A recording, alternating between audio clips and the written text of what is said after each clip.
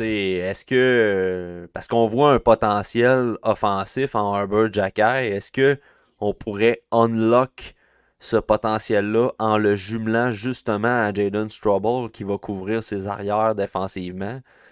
Ça se pourrait, tu sais, Strouble a joué des deux côtés là, en NCAA, puis je me rappelle quand il est arrivé avec le Rocket l'année passée, il avait donné un point de presse, puis j'étais allé le couvrir, puis c'était la question que j'y avais demandé justement. Tu sais, t'as joué des deux côtés dans la NCAA, t'arrives ici, il y a beaucoup de gauchers, est-ce que tu penses que ce serait une possibilité de te voir jouer à droite? Puis lui, il l'a dit ouvertement, il dit, moi, on va me dire où est-ce que je vais jouer, puis je vais donner mon meilleur. Oui, c'était une cassette, mais en même temps, tu sais, il nous mentionnait qu'il a été capable de le faire en NCAA, puis qu'il était à l'aise de le faire en NCAA aussi, de jouer des deux Ben oui, côtés. Fait que avant la dernière saison à NCAA, il a toujours joué à droite. Là.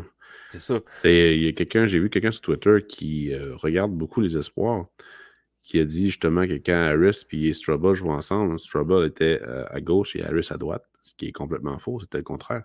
Ouais, c'était le Et contraire. il a toujours été bon à droite, Strubble.